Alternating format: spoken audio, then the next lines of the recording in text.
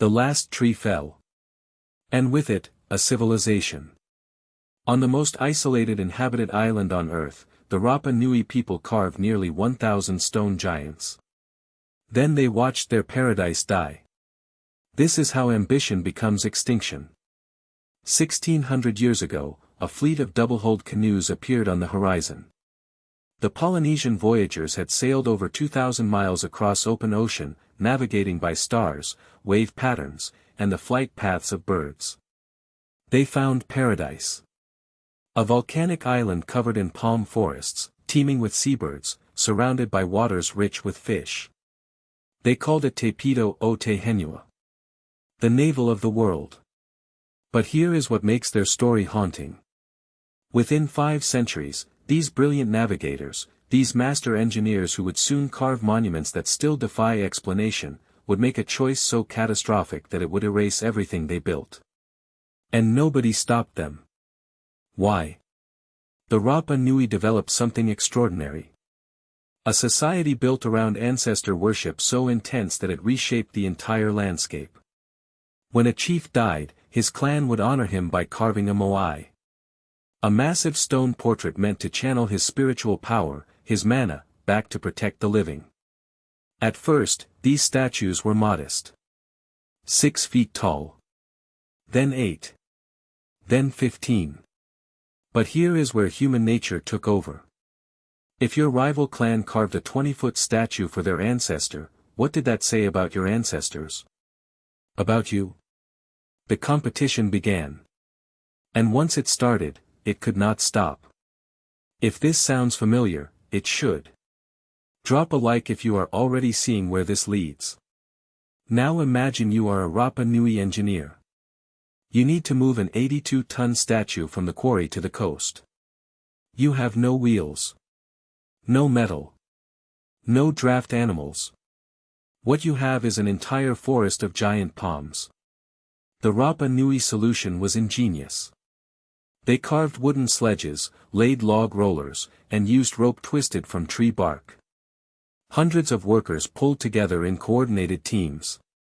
One statue required approximately 70 large trees.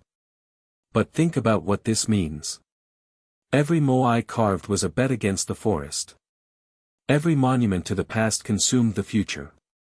Pause 2s, and the Rapa Nui carved nearly 1,000 of them. The mathematics of collapse were already written in stone. By the 15th century, the warning signs were everywhere. Soil erosion exposed by deforestation was washing nutrients into the sea. Crop yields were declining. Springs were drying up. The seabirds that once darkened the sky had vanished, their nesting trees gone. And what did the clans do? They carved bigger statues. Faster. The largest moai ever attempted, El Gigante, stood 70 feet tall and weighed over 160 tons. It was never finished. Never moved. It still lies in the quarry today. Here is what haunts historians. Someone had to cut down the last palm tree on the island. They knew it was the last one. What were they thinking? What did they tell themselves to make it acceptable? But here is what nobody tells you about Easter Island. The collapse was not just environmental. It was spiritual. And this changes everything. When the trees vanished, the Rapa Nui could no longer build canoes to fish the deep waters. They could not move the moai that proved their ancestors' power. The entire religious system that held society together suddenly became impossible. Pause 2s, think about what that means. For generations, the moai had been the center of everything. Now they were useless monuments to a dead religion. The clans turned on each other. They began toppling their rival statues, gouging out the coral eyes that gave the moai their power.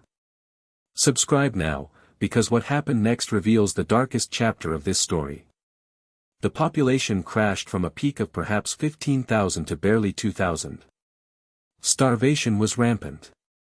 The old religion of ancestor Moai was abandoned for something desperate. The Birdman cult. Each year, warriors would climb down 1,000-foot cliffs, swim through shark-infested waters to a rocky islet, and wait for a sooty turn to lay its first egg.